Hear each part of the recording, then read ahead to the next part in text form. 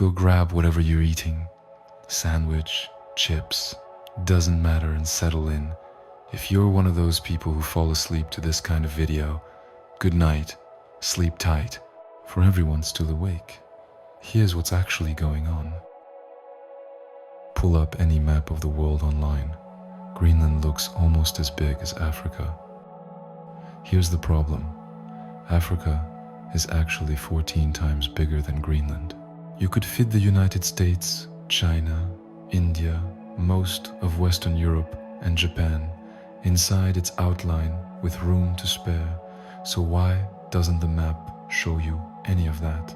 The answer goes back to a 16th century math problem we never really solved. We just learned to live with it.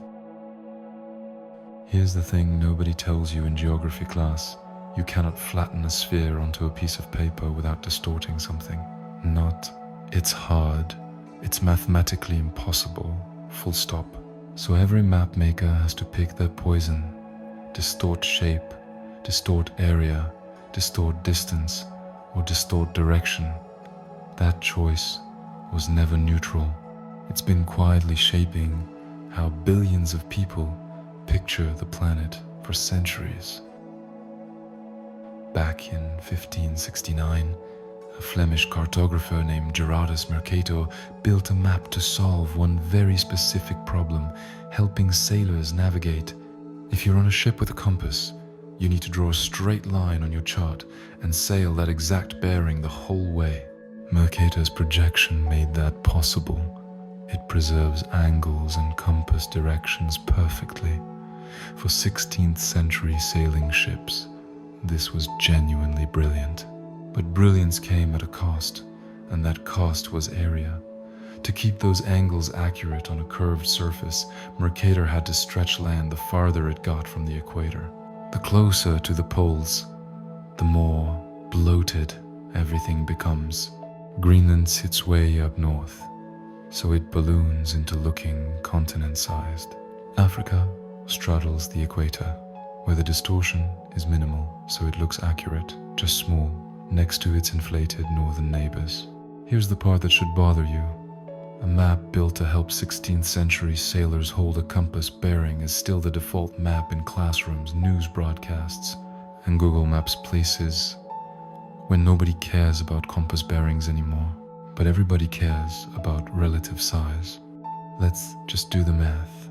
Africa, 11.7 million square miles. Greenland, 836,000 square miles. That's not a small gap. Africa is bigger by an order of magnitude. On a standard Mercator map, Russia appears larger than the entire African continent. In reality, Africa beats Russia by roughly 40%.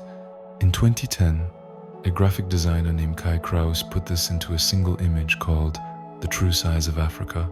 One continent's outline with the US, China, India, and most of Western Europe all crammed inside it simultaneously. It went viral worldwide, and for good reason. It proved visually what raw numbers alone never quite land. Here's where it gets genuinely interesting. In 1974, German historian Arno Peters pitched an alternative, a projection that preserves area instead of angles. On the Peters map, Africa and South America look like what they actually are, massive.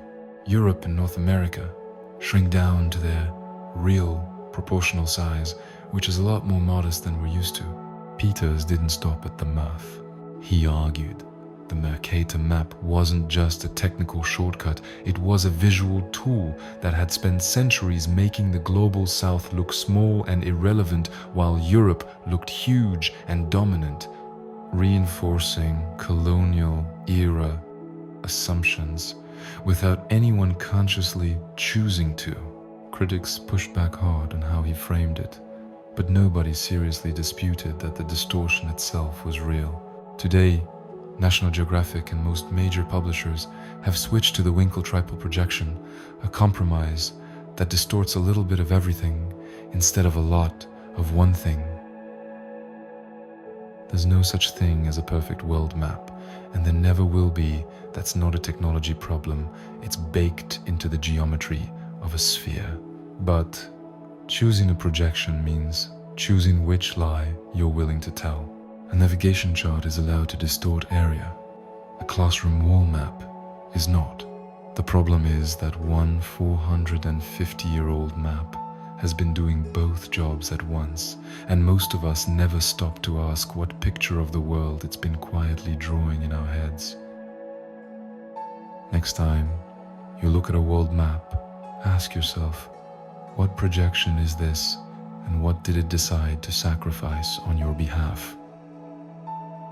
Next episode, we are going under the ocean, literally, to see how a handful of cables, thinner than a garden hose, carry basically the entire internet, and what happens when one gets cut.